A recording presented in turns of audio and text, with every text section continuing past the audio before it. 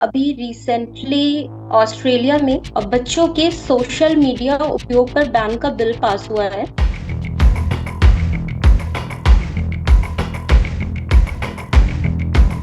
यदि इंडिया में भी ये बिल पास हो जाए, इतिहास ये बताता है कि ये जो ब्लैंकेट बैन्स होते हैं ना, सफल हो नहीं पाते,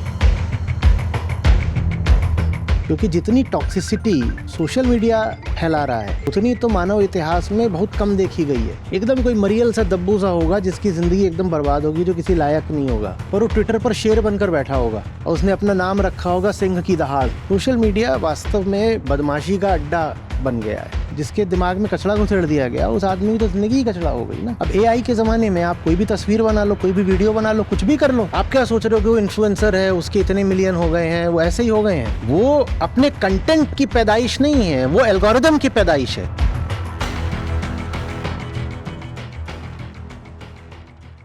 नमस्ते सर। अ, आचार्य जी, आज मेरा प्रश्न अभी रिसेंटली ऑस्ट्रेलिया में बच्चों के सोशल मीडिया उपयोग पर बैन का बिल पास हुआ है और ऑस्ट्रेलिया इसमें पहला देश बन गया है। इंग्लैंड भी इसी दिशा में आगे कर रहा है। यदि इंडिया में भी ये बिल पास हो जाए, तो इसका बच्चों के मानसिक स्वास्थ्य पर और पढ़ाई पर क्या प्रभाव देखने को मिलेगा? कुछ सुधार होगा? या फिर बच्चों का जो डिजिटल विकास है, स्वतंत्रता है, उसमें ये बिल बाधा बन जाएगा?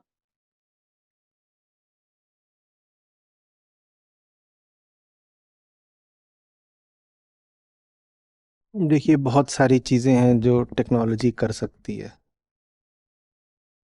टेक्नोलॉजी जब बहुत सारा नुकसान कर सकती है, तो टेक्नोलॉजी ये भी कर सकती है कि पता लगाया जा सके कि कौन 16 साल का है और कौन 16 साल का नहीं है। हम्म। तो पूरे तरीके से 14, 15, 12, 13 साल वालों को यूजर जनरेटेड कंटेंट से वंचित कर देना ठीक नहीं है। मॉडरेशन की जरूरत है। रेगुलेशन की जरूरत है। बैन की जरूरत नहीं है,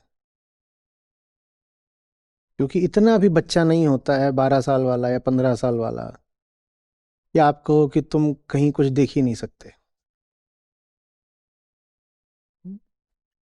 तो ठीक वैसे जैसे हमारे पास अब इतनी बड़ी आबादी, हमारे 150 करोड़ लोग हैं, उसमें से कुछ को छोड़ करके बाकी सबको कर पाए ना कि आधार दे दिया। और वो अपने आप में कितनी बड़ी एक्सरसाइज थी। इतने करोड़ लोगों को, 100 करोड़ से ऊपर लोगों को हमने आधार दे दिए। तो वैसे ही केवाईसी जानती होंगे ना आप, नो योर कस्टमर होता है जैसे, यूजर आइडेंटिफिकेशन। उसी तरीके से यूजर आइडेंटिफिकेशन का कार्यक्रम होना चाहिए, जिसमें साफ ये निकाला जा सके कि ये हैं जो 16 साल से कम के हैं। और जाहिर सी बात है कि वैसा आप जब एक यूज़र आइडेंटिफिकेशन कार्यक्रम चलाओगे तो वो सिर्फ 16 साल वालों के लिए नहीं होगा, वो सबके लिए होगा। उससे बहुत फ़ायदा होगा। देखो, बात सिर्फ ये नहीं होती कि एनोनिमस आप वहाँ पर सर्फिंग कर लेते हो। बात ये भी तो होती है ना कि आप एनोनिमसली यूज़र कंटेंट जनरेट भी तो कर देते हो। बात सिर्फ ये नहीं है कि वो अपनी पहचान छुपा करके गया और वो कुछ जा करके कहीं बम बनाने की चीज़ देख आया, या उसने कुछ हिंसक कुछ देख लिया, या वो जाके वहाँ पर अश्लील पॉर्न देख रहा है। बात वो उतनी ही नहीं है। आप देखोगे ज़्यादातर जो ट्रोल्स वगैरह होते हैं, वो उन्होंने अपना नाम बता ही नहीं रखा होता है। हम्म? और अगर बता भी रखा होता है तो नकली नाम बता रखा होता है। वहाँ अपनी प्रोफाइल फोटो में शक्तिमान लगा रखा होता है। तो ये जो पूरा खेल चल रहा है कि जो काम आप किसी के सामने खड़ा होकर नहीं कर सकते, जो बात आप किसी के सामने खड़े होकर नहीं कर सकते, वो बात आप पीठ पीछे अपनी पहचान छुपा कर कह देते हो। ये खेल ही गलत है। ये खेल ही गलत है। सड़क पर घूम रहे हो लोग जिन्होंने अपनी पूरी पहचान छुपा रखी हो, तो आपको अटपटा लगेगा ना। जैसे यूरोपीय देश हैं जहाँ ये बड़ी बात रहती है कि ये हमें ऐसा जो बुर्का है वो बैन करना है जिसमें चेहरा भी दिखाई ना दे। वो कहते हैं कम से कम चेहरा तो पता चले। आप सोशल लाइफ में पार्टिसिपेट कर रहे हो तो आप जिसके सामने से गुजर रहे हो उसको इतना तो जानने का हक है ना कि मेरे सामने से कौन गुजरा, तो कम से कम शक्ल तो दिखे। बाकी शरीर आप ढकना चाहते हो ढक लो, चलो। उसी तरीके से अगर आप ट्विटर पे या फेसबुक पर या कहीं भी इंस्टाग्राम पर पार्टिसिपेट कर रहे हो तो उस पूरी बड़ी कम्युनिटी को ये जानने का हक है कि वो किससे बात कर रहे हैं। कौन आया जो लाइक करके या कमेंट करके चला गया। ये लाइक कमेंट छोटी बात है, पूरी पूरी बड़ी बड़ी प्रोफाइल चल रही हैं। ऐसी भी प्रोफाइल्स हैं जिनके मिलियंस फॉलोअर्स हैं पर जिनका चेहरा कभी किसी ने नहीं देखा। क्या ये काम आप समाज में कर सकते हो? क्या आप कहीं पार्टी में जाओ और आपने अपना पूरा चेहरा छुपा रखा है, आप किसी को दिखा नहीं रहे और सालों तक नहीं दिखा रहे? तो जब ये काम आप समाज में नहीं कर सकते, सोसाइटी में नहीं कर सकते, तो सोशल मीडिया पर कैसे कर सकते हो? तो सोशल मीडिया पर बहुत ज़रूरी है इस तरह का केवाईसी। सारी सोशल मीडिया कंपनियों के लिए केवाईसी नॉर्म्स बिल्कुल अनिवार्य होने चाहिए। कोई भी व्यक्ति जो आपके यहाँ अकाउंट बना रहा है, आपकी जिम्मेदारी है कि आप उसकी पहचान, जो सरकारी उसके कागज़ है उनको देखकर तय करें, सुनिश्चित करें। आपसे पूछा जाए तो आप उसका फ़ोन नंबर और ये सब बताने का इंतज़ाम करें। हाँ, जो जुडिशियल सिस्टम है वो इस बात की गारंटी लेगा कि किसी को प्रताड़ित करने के लिए सरकार उसका फ़ोन नंबर वगैरह किसी कंपनी से नहीं मांग सकती। मांगेंगे तो कोर्ट मांगेंगे, वो भी with under due process of law. बात समझ रही? तो इससे क्या होगा कि जो ये 16 साल वाले हैं, ये सब हैं, इनकी पहचान खुली रहेगी। जब इनकी पहचान खुली रहेगी तो ये जहां कहीं भी जाकर लॉगिन कर रहे हैं, कुछ कर रहे हैं, तो जो कंटेंट इनके लिए बना ही नहीं है वो इनको दिखाई ही नहीं देगा। मैं समझ रहा हूं इसमें अभी बहुत सारी टेक्नोलॉजिकल बैरियर्स हैं और कई तरह का डेवलपमेंट करना पड़ेगा। अभी जो एग्जिस्टिंग फॉर्मेट्स हैं, एल्गोरिदम सॉफ्टवेयर्स हैं, उनमें ये अभी प्रोविजंस नहीं है, तो प्रोविजंस डालने पड़ेंगे। पर डाले जा सकते हैं, बहुत मुश्किल नहीं है, ये करा जा सकता है कि एक 14 साल वाले ने जब इंस्टाग्राम पर लॉगिन किया तो उसको बस वही कंटेंट दिखाई देगा जो 14 साल वालों के लिए सूटेबल है। बाकी आप लॉगिन बेशक कर सकते हैं, एजुकेशनल कंटेंट देखिए, एंटरटेनमेंट भी आप देख सकते हो, पर जो पूरे तरीके से एडल्ट कंटेंट है वो आपको नहीं दिखाई देगा। इसलिए नहीं कि एडल्ट कंटेंट में पाप है, इसलिए क्योंकि अभी आपकी उम्र नहीं आई है, अभी आपकी चेतना इस काबिल नहीं हुई है कि कुछ चीज़ों को आप देखो सुनो तो आप उसको बर्दाश्त कर सको और आपका भीतरी स्वास्थ्य बना रह सके। आप वो सब चीज़ें देखोगे तो आप बीमार पड़ जाओगे। इंतज़ार कर लो 2-4 साल बाद, उसके बाद आप इस लायक हो जाओगे, थोड़ा विवेक आ जाएगा कि क्या देखें क्या ना देखें, और जो देखें उसको पचा भी पाए। समझ रहे हैं? तो एक बात और इसमें है मुद्दा। इतिहास ये बताता है कि ये जो ब्लैंकेट बैन्स होते हैं ना, ये सफल हो नहीं पाते। हम बड़े चतुर चालाक लोग होते हैं, हम तरीके निकाल लेते हैं किसी भी तरीके के प्रतिबंध के ऊपर से निकल जाने का, उसके नीचे सुरंग खोद देने का, उसके दाएं से बाएं से निकल जाने का। वो 16 साल वाला ठीक है अपने लॉगिन से नहीं देख सकता, मम्मी के लॉगिन से तो देख सकता है, बड़े भैया के लॉगिन से तो देख सकता है, पापा के लॉगिन से तो देख सकता है।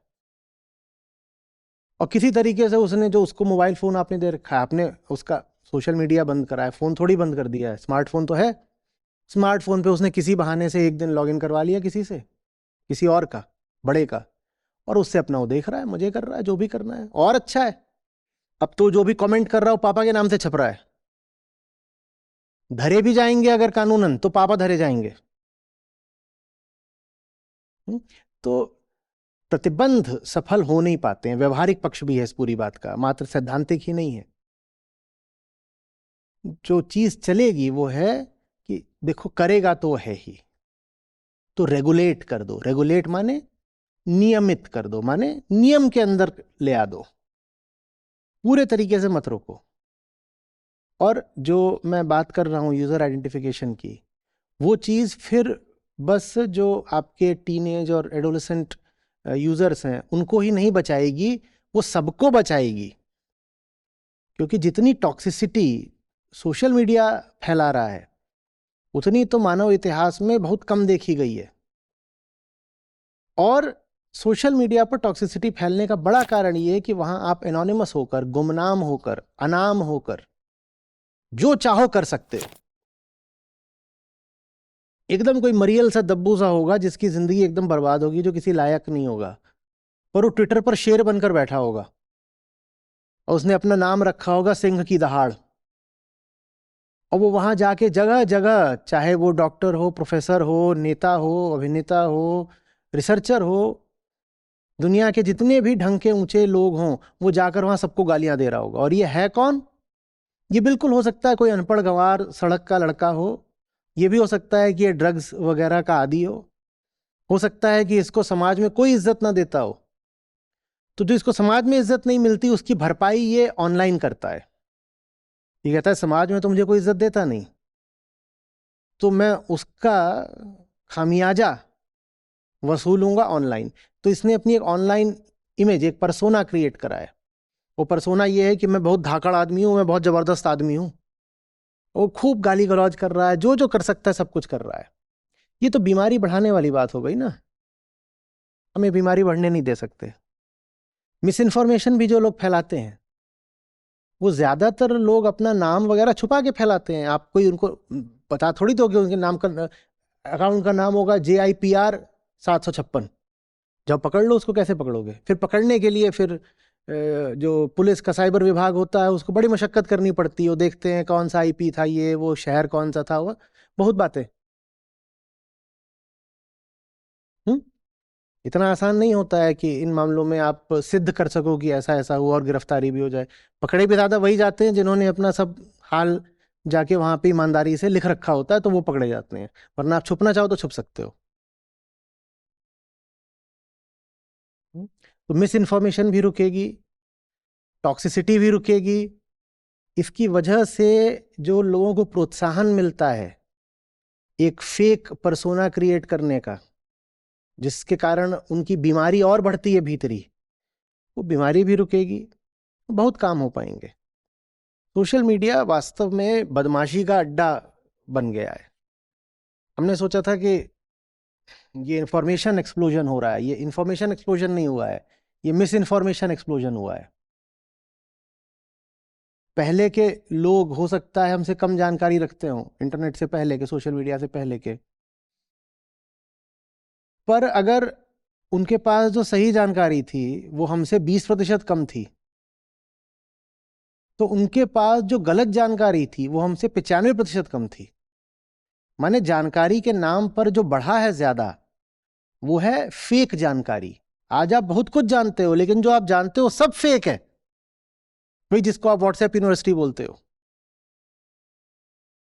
पहले कम जानकारी थी तो कम से कम फेक जानकारी तो नहीं थी। अब तो जानकारी के नाम पे हर आदमी को लगता है कि वही एक्सपर्ट है। कोई भी होगा, कोई भी होगा, कोई फेक, कोई कोई डॉक्टर बन के घूम रहा है, वो बता रहा है कि वजन कैसे कम करना है, कुछ भी अपनी 100 तरह की बीमारियों का इलाज बता रहा है। उससे पूछो भाई कुछ डिग्री विग्री, कुछ कुछ नहीं वो, लेकिन वो अपना बिल्कुल।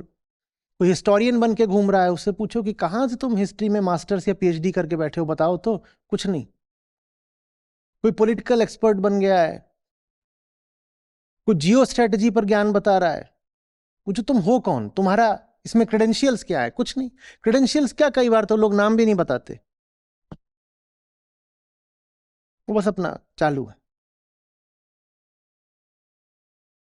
तो वो सब रुकना होगा, नहीं तो देखिए, इंसान कॉन्शियसनेस का नाम होता है, चेतना का। और चेतना का आम आदमी के लिए मतलब होता है चेतना की सामग्री, द कंटेंट ऑफ कॉन्शियसनेस, कि तुम्हारे मन में, खोपड़े में भरा क्या हुआ है। आपकी चेतना का स्तर क्या है वो इससे तय हो जाता है कि आपके खोपड़े की सामग्री का स्तर क्या है। अगर खोपड़े की सामग्री एकदम कचरा डाल दी गई है तो आप भी कचरा हो गए।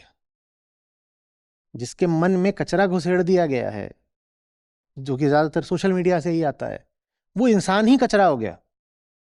क्योंकि इंसान की हैसियत, इंसान की पहचान उसके शरीर से तो ज़्यादा होती नहीं है, उसकी होती है कॉन्शियसनेस से। How conscious are you, what is the quality of your consciousness.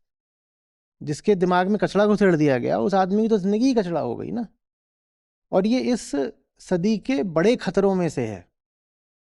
जैसे हम क्लाइमेट क्राइसिस की बात करते हैं, जैसे हम एक्सटिंक्शन ऑफ स्पीशीज की बात करते हैं, जैसे हम पॉपुलेशन एक्सप्लोजन की बात करते हैं, जैसे हम थ्रेट ऑफ न्यूक्लियर वॉर की बात करते हैं। हम्म उसी तरीके से ये जो सोशल मीडिया पर मिस इन्फॉर्मेशन है, वो इस युग के बड़े से बड़े खतरों में से एक है। क्लाइमेट चेंज इतना नहीं बड़ा मैं खतरा बोल दूंगा, लेकिन क्लाइमेट डिनायलिज्म जो है, उदाहरण के लिए, वो भी तो मिस इन्फॉर्मेशन का ही एक रूप है ना। वो क्लाइमेट डिनायलिज्म जो है वो सोशल मीडिया से ही तो फैलाया जाता है। और कौन है वो जो क्लाइमेट डिनायलिस्ट है? वो कौन है? जो कुछ नहीं जानता क्लाइमेट के बारे में और कुछ भी झूठ बोल रहा है। तो ये नियम भी फिर बनना चाहिए कि अगर कोई सोशल मीडिया पर झूठ बोल रहा था और पकड़ा गया तो उसकी सजा भी होनी चाहिए। क्योंकि ये बड़े से बड़ा अपराध है कि तुमने लोगों की चेतना को विषाक्त कर दिया, तुमने लोगों की कॉन्शियसनेस पॉल्यूट कर दी, दूषित कर दी। ये बहुत बड़ा अपराध है, इस पे पकड़ा जाना चाहिए, तो फिर सजा होनी चाहिए। तुमने एक बात लिखी थी जो बात बिल्कुल गलत थी, वो बात तुम्हारा ओपिनियन भी नहीं थी, तो उसको तुम फैक्ट की तरह प्रस्तुत कर रहे थे, वो फैक्ट है नहीं, तो तुम्हें इसकी सजा मिलेगी। क्योंकि तुमने जनता में झूठ फैला दिया। जनता में झूठ फैलाना कोई छोटी बात नहीं है, इसकी तो भारी सजा होनी चाहिए। अब एआई के जमाने में आप कोई भी तस्वीर बना लो, कोई भी वीडियो बना लो, कुछ भी कर लो, अगर नियम नहीं है और उनका एग्जीक्यूशन नहीं है पकड़े जाने के लिए, तो कैसे फिर आप बचोगे? कुछ भी किसी का दिखा दिया जाएगा। उसके लिए बहुत जरूरी है कि ऐसी व्यवस्था बनाई जाए और ऐसा वाटर टाइट एक सॉफ्टवेयर फ्रेमवर्क हो जिसमें कोई भी व्यक्ति एनोनिमसली ऑपरेट न कर सके। ये एनोनिमिटी सबसे पहले समाप्त करनी होगी। ऑब्वियसली वो एनोनिमिटी एक डेमोक्रेटिक एनवायरनमेंट में ही समाप्त करी जा सकती है, जहां एक अच्छी मैच्योर फंक्शनिंग डेमोक्रेसी हो, जहां पर अगर कोई अपना नाम और अपनी तस्वीर सामने रख करके अपनी बात बोल रहा है तो उसे खतरा ना हो कि सरकार उसे पकड़ के जेल में डाल देगी। तो ये जितनी बातें मैं बोल रहा हूं उनके लिए फिर ये भी जरूरी है कि लोकतंत्र स्वस्थ रहे और लोकतंत्र के चारों स्तंभ एक समान बलशाली रहें और एक दूसरे का बोझ बांटते हुए काम करें। ये नहीं होना चाहिए कि न्याय व्यवस्था डरी हुई है लेजिस्लेचर से और एग्जीक्यूटिव इतना भारी है कि उसने प्रेस को बिल्कुल दबा दिया है।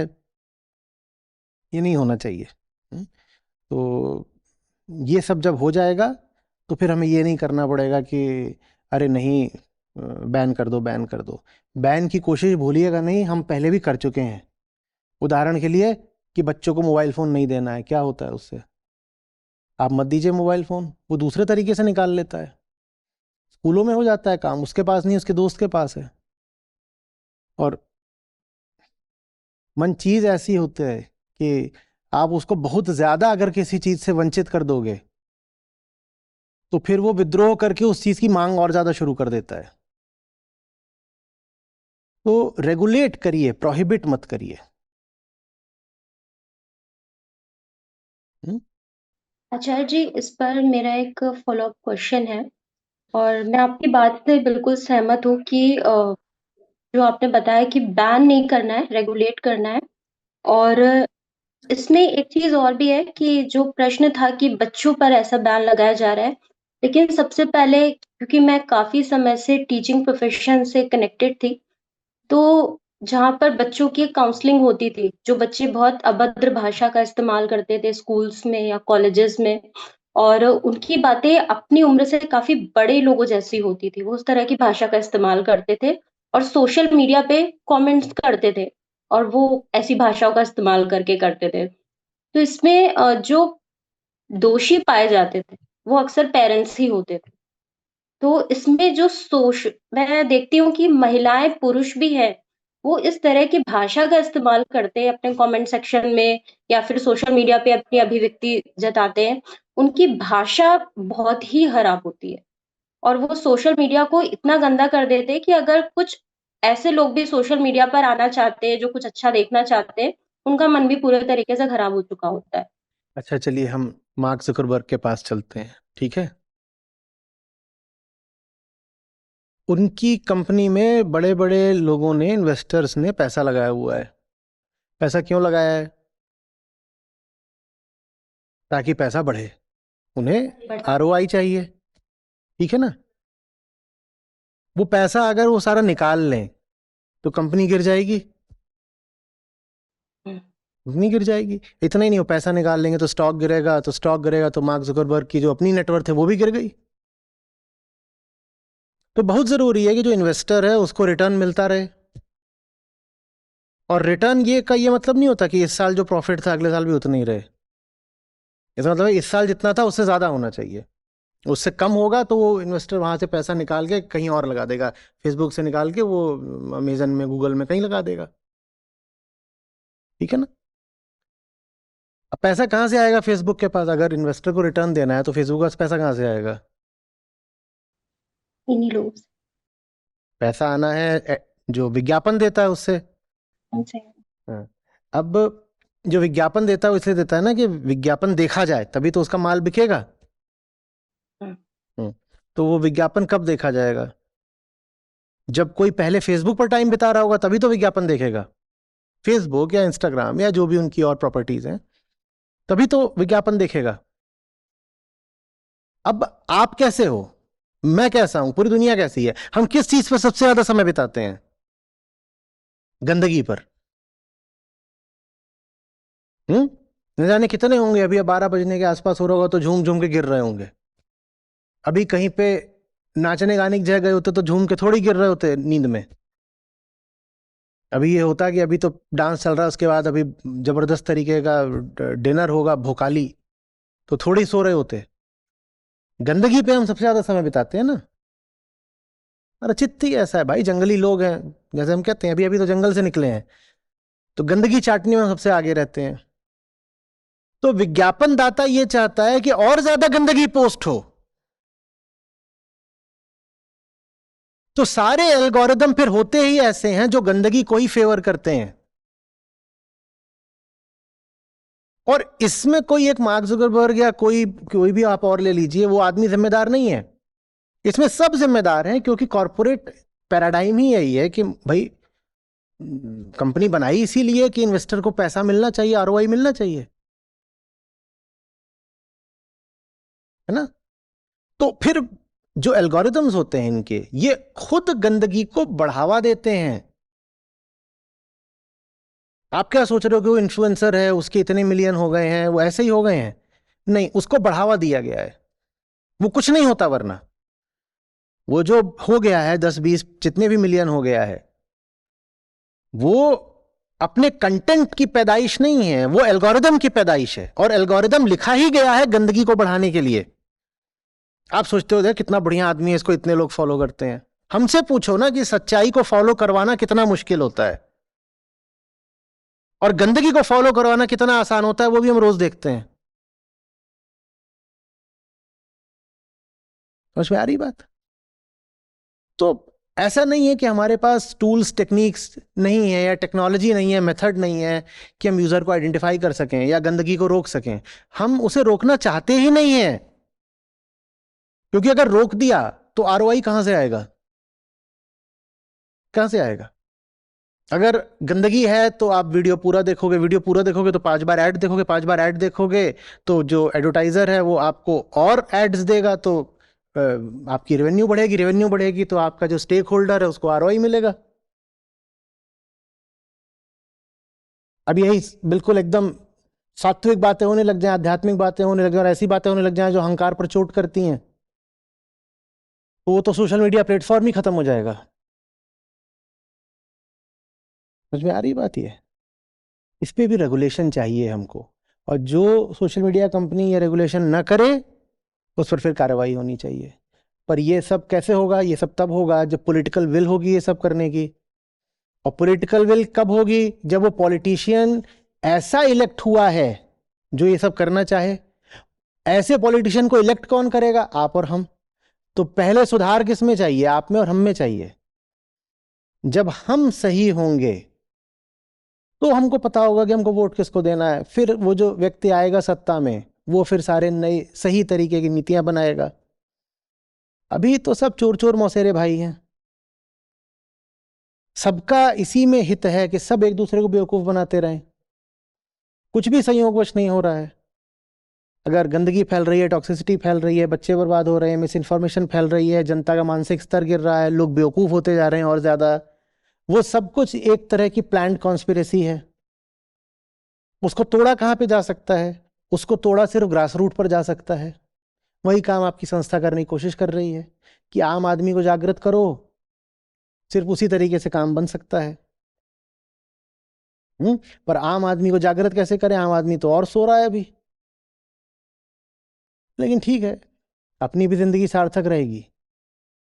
तुम्हें जगाने की कोशिश करते करते एक दिन हम सो जाएंगे, अपनी जिंदगी बढ़िया कट गई। हम्म? ऐसा मत सोचा करो कि कोई भी समस्या आइसोलेटेड होती है। हर चीज के पीछे कारण आध्यात्मिक ही है। जब आदमी की जिंदगी में कुछ नहीं होता तो आदमी को प्रॉफिट्स चाहिए होते हैं। यही कैपिटलिज्म है। जो कामना होती है ना व्यक्तिगत स्तर पर, वही एग्रीगेट स्तर पर कैपिटलिज्म कहलाता है। और वही कैपिटलिज्म फिर इस तरह के एल्गोरिदम्स बनाता है जिससे बहुत नालायक किस्म के इन्फ्लुएंसर लोग हीरो बन जाते हैं। हम्म?